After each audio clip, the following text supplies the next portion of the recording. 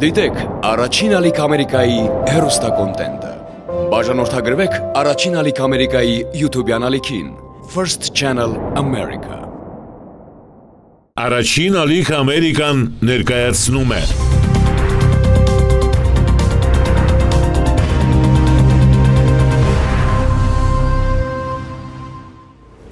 Ողջույն, առաջին ալիք Ամերիկայի եթերում հայրենակիցն եմ։ Հայաստանն ունի ոչ միայն անցյալ եւ պատմություն, այլև ներկա եւ գալիք, այստեղ ապրողների եւ վերադարձողների համար։ Իր ապագան հայրենիքի հետ կապող եւ վերադարձի որոշում կայացնող յուրաքանչյուր անհատ տուն է բերում նոր փորձառություն, գաղափարներ եւ ավանդույթներ։ Մեր հաղորդումը պատմում է հեռավոր երկրներում սկիզբ առած ճանապարհորդությունների մասին, որոնց հանգրվանը հայրենիքն է։ Մասնագիտությամբ ակնաբույժ Ժանին Սրուրյանի հայրենադարձության պատմությունն ենք այսօր բացահայտելու։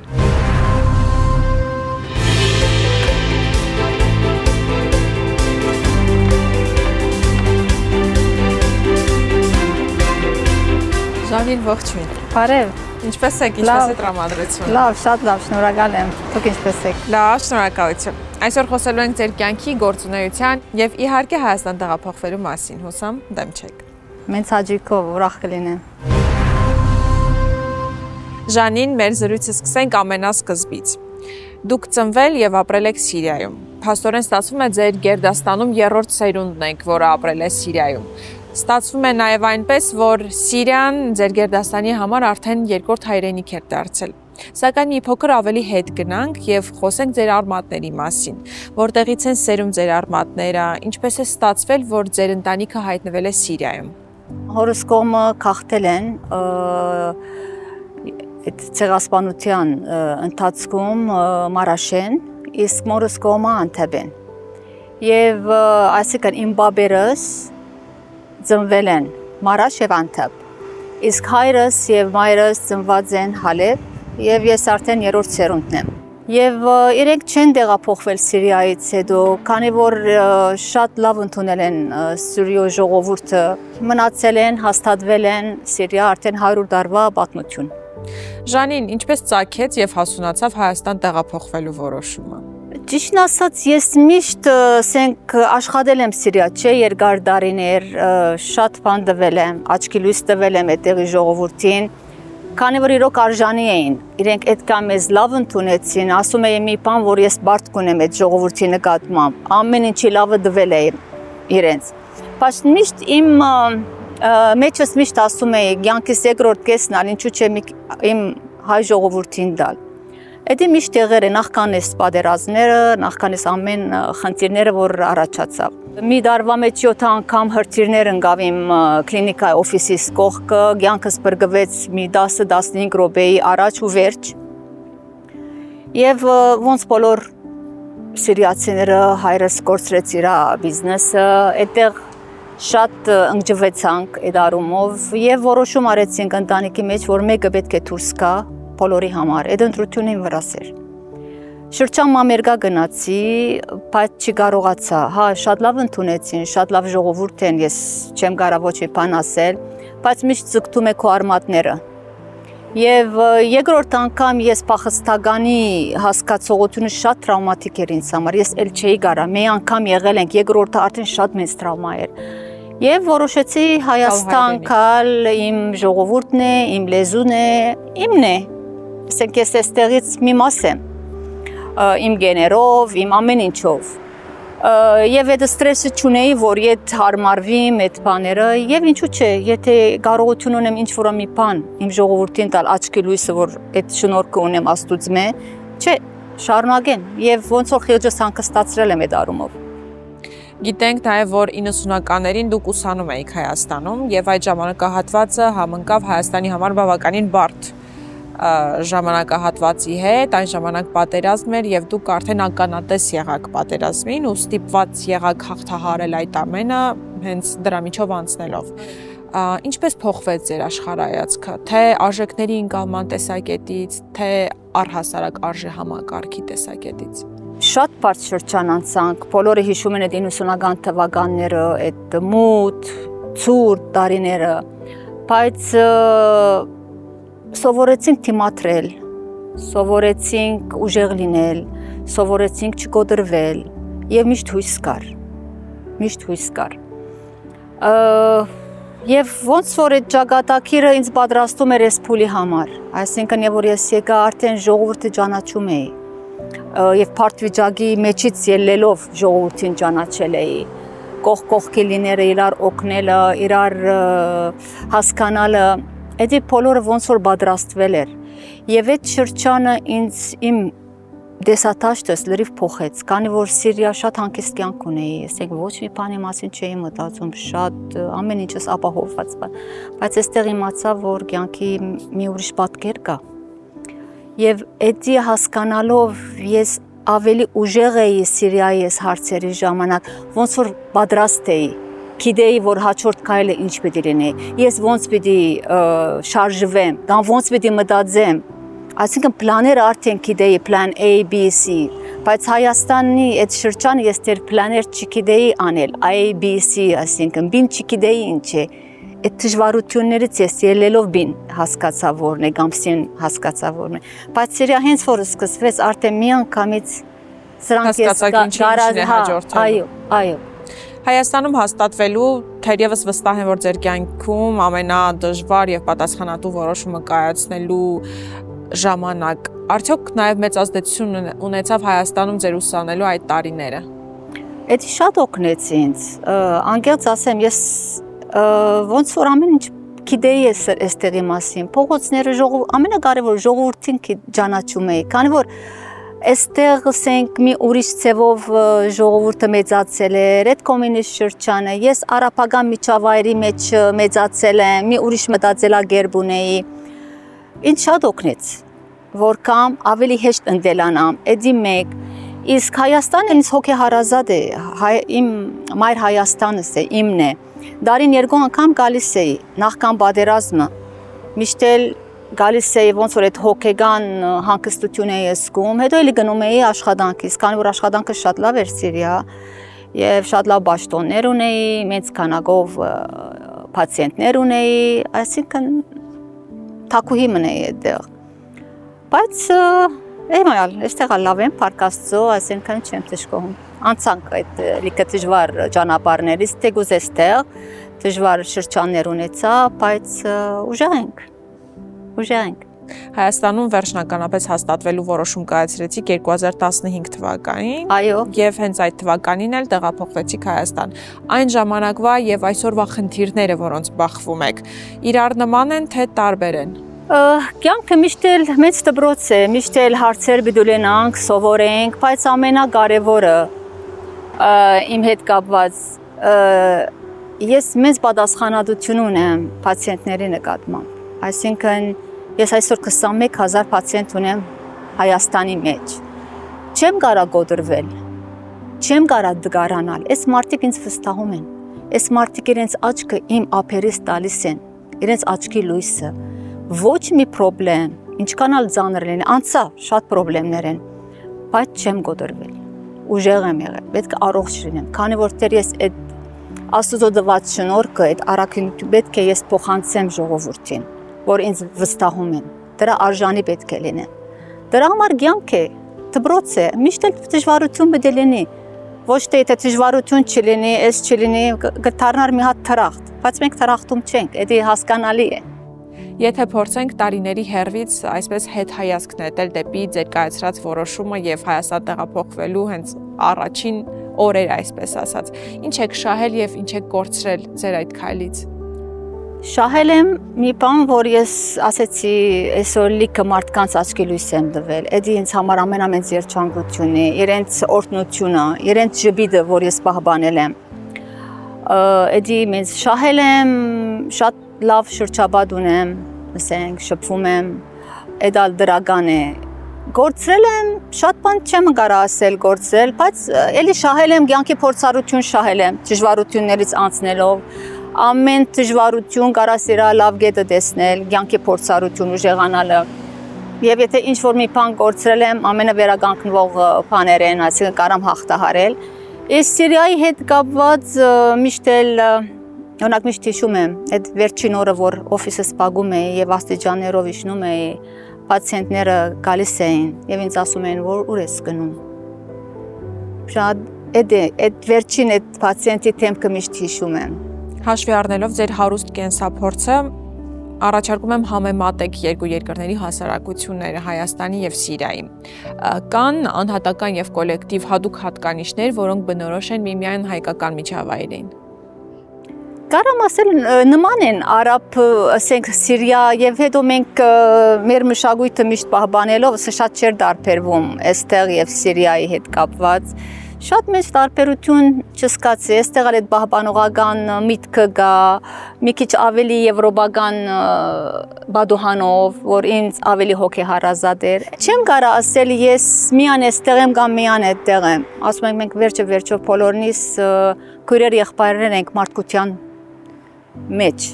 Ժանին, տեղափոխվեցիք Հայաստան եւ շարունակեցիք ձեր առաքելությունը հայրենիքում։ Այստեղ հիմնեցիք ձեր կլինիկան, հավաքեցիք խումբը եւ սկսեցիք աշխատել։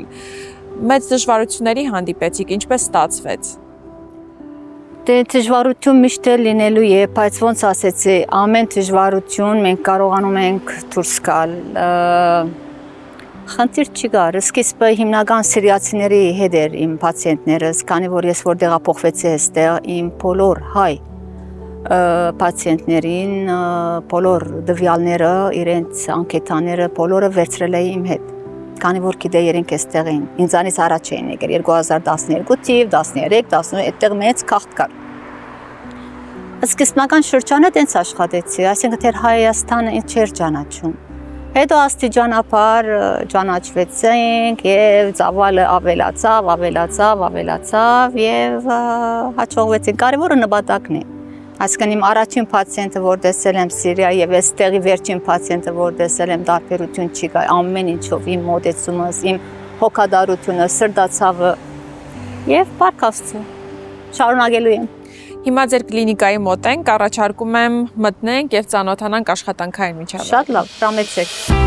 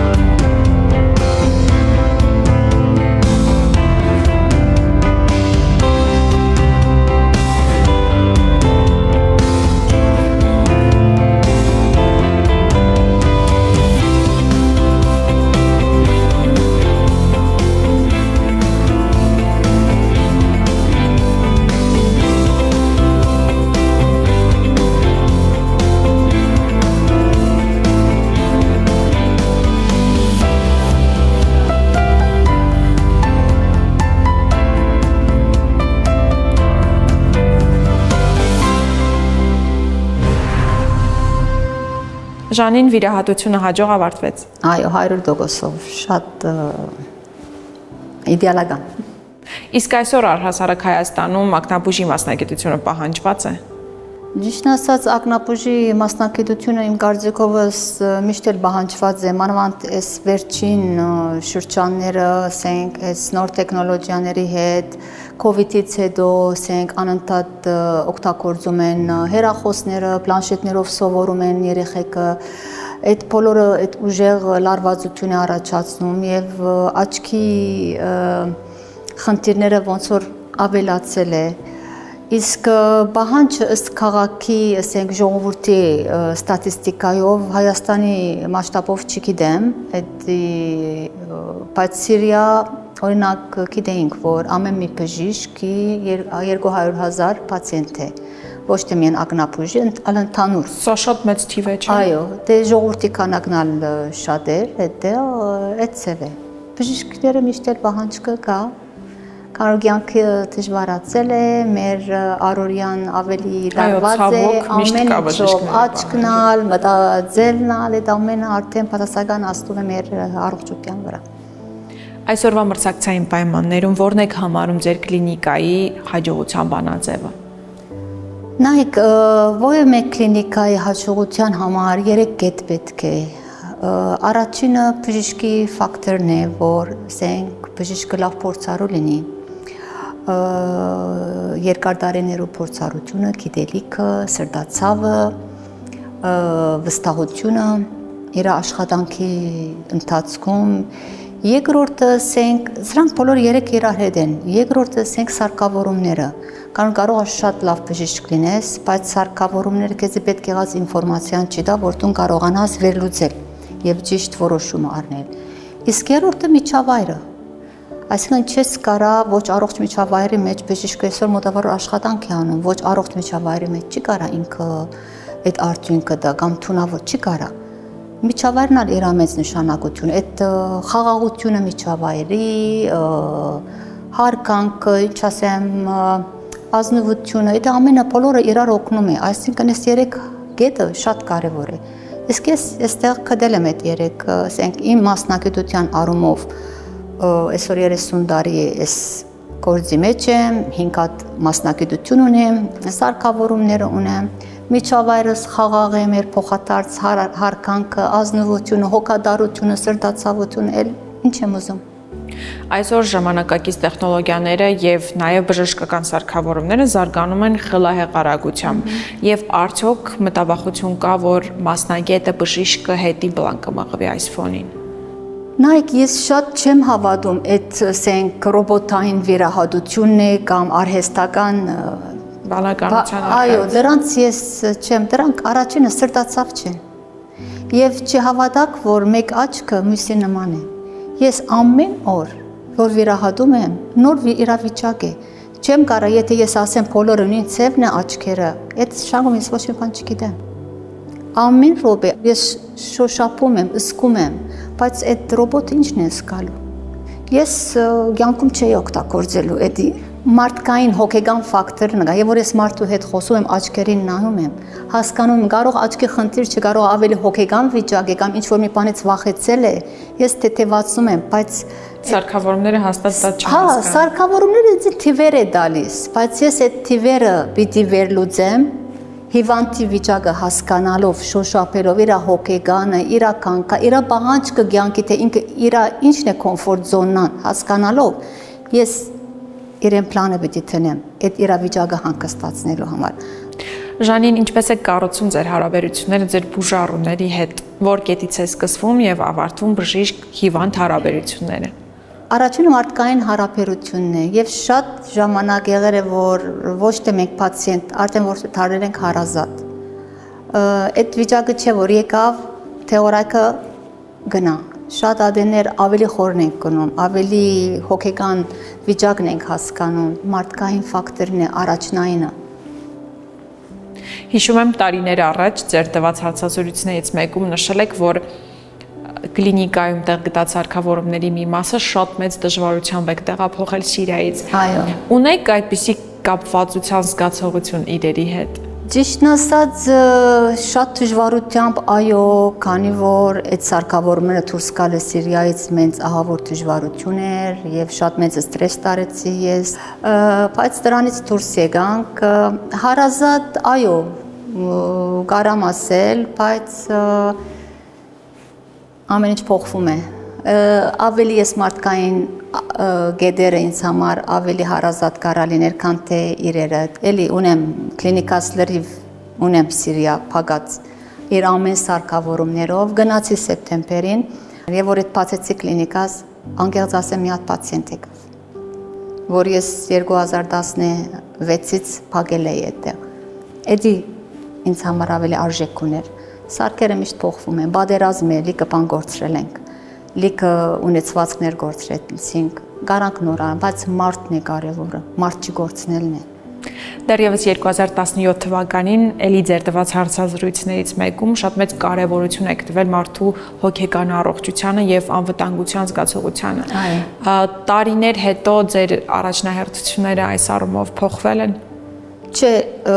հոգեկան վիճակը միշտ սնունդը կարող է, բայց հոգեկան սնունդը ամենակարևորն է, քանի որ դա կապ ունի մեր ընդհանուր առողջության հետ, հոգեկան հանգիստը, միտքի հանգիստը եւ ստաբիլ վիճակը։ Աշխատանքային առօրյայից եւ կենցաղային հոգսերից ազատվելու, հանգստանալու համար Հայաստանում սիրելի վայրեր ունեք։ Ճիշտն ասած, բնությունը շատ եմ սիրում, քայլելը շատ եմ սիրում, շրջանը միշտ շաբաթ օրերը փորձում եմ Երևանից դուրս ինչ որ սիրուն հատվածներ հայտնաբերել, ամեն մի գետը ինձ համար արժեք ունի։ Հայաստանի բոլոր գետերը։ Բոլոր շրջաններում հասցրել եք լինել։ Այո, մեծ մասամբ եղել եմ։ Եք սիրելի։ Սիրելի Դիլիջանը սիրում եմ, ասենք, չեմ կարա, ամեն մի դեղ իր յուրահատկություն ունի, ոնց որ ամեն մի դեղ ինչ-որ մի պատմություն է քեզ հուշում կամ ինչ-որ մի սիրուն երաժշտության նման է, չես կարա այս երաժշտությունը ավելի սիրում, ոնց որ մեկը մյուսին շարունակություն է, դրա համար այդ ամբողջականությունն է իր գեղեցկությունը, այդ հարմոնիան այսինքն, այդքան։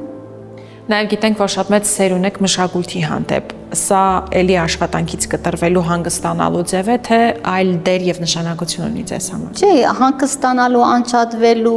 հոգեկան հանգիստն է տալիս, գեղեցկություն մնե, որ վայելում ես, ոնց որ աչքերը շատ գեղեցիկ են, գիտեք այդ քույները, ես որ վիրահատություն անում եմ միկրոսկոպի տակ, չեք պատկերում այդ ինչ հրաշքներ եմ տեսնում, այդ ձիաձանաթաղանթի քույները, յուրահատկությունը, այդ Աստուծո ստեղծած գեղեցկությունը, ոնց որ էլի այդ մշակույթը, այդ արվեստ է էլի, որ ինձ համար շատ սիրուն հաճույք մնե։ Ժանին, ինչը կարող է նպաստել Հայաստանից հեռանալու ձեր որոշման վրա։ Ապագայում հնարավոր համարում եք նման բան։ Ես չեմ կարող ուրիշ տեղ ապրել։ Ես ասեցի ձեզ, միշտ էլ ասել եմ ամեն անգամ, ես երկու տեղի պատկանելություն ունեմ՝ Սիրիա եւ Հայաստան։ Սիրիան որպես հայր եմ համարվում, Հայաստանը որպես մայր Հայաստան։ Երկուսինը չեմ կարա ես Սիրիան ավել եմ սիրում կամ Հայաստանը, երկուսը ինձ համար կարևոր են։ Երրորդ տեղ չեմ ուզում։ Երրորդ տեղ էլի փորձառություն ունեցել եմ Ամերիկա գնացի շրջանը, չեմ կարողանում։ Երրորդ տեղ որպես փախստական, չէ, այստեղ են, այստեղի կպատկանեմ, այստեղ էլ պիտի վերջանա։ Շուտ երկար տարիներ։ Այո, այստեղ ձեր տանն է։ Այո, էլ չեմ ուզում։ Ինչ կուզե, էլ չեմ ուզում դուրս գալ։ Վերջ։ Էլ չեմ ուզում։ Ժանին, ինչ խորհուրդ կտաք մեր բոլոր այն հայրենակիցներին, որոնք այսօր ապրում են Հայաստանից հեռու, շատ մեծ ցանկություն ունեն վերադառնալու, բայց դեռևս համարձակություն չունեն այդ կարևոր որոշումը կայացնելու։ Ես կցանկանայի այդ իրենց բոլոր հնարավորությունը, որ ունեն, թող կան իրենց Հայաստանին դրամատրեն։ Այո, դժվարությունները կլինի, բայց կողքի մենք ավելի ուժեղ ենք, քան թե ամեն մեկերնից մի տեղ ծրված։ Մենք պետք ունենք բոլորս իրար հետ միասին աշխատենք, սերով աշխատենք եւ տանք այս մեր եկող սերունդին ամուր լինենք, ուժեղ լինենք, բայց տենց ամեն մեկը մի կողմ մենք եւ արժեքալը, անգերած ասեմ, արժե այդ զողողություն, այլ զողողություն չէ, այլ հաճույք մնե, այլ խիղճի հանգիստ մնե, որ էդի չես կարա գտնել ուրիշ երկիրների մեջ, ինչ որ էստեղ կա։ Շնորհակալություն Ժանին, գեղեցիկ եւ անմիջական զրույցի համար։ Շնորհակալ եմ ձեզանից, մերսի շատ։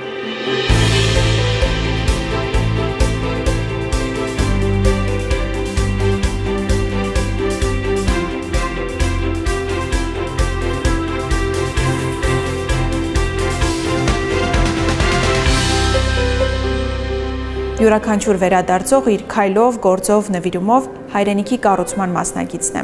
Ժանի Սրուրյանի եւ մյուսների պատմությունները թող ոգեշնչեն բոլոր նրանց, ովքեր դեռևս չեն համարձակվում ճակատագրական այս որոշումն ընդունել։ Իսկ մենք նոր հերոսներով եւ նոր պատմություններով կհանդիպենք մեկ շաբաթից։ Հաջողություն։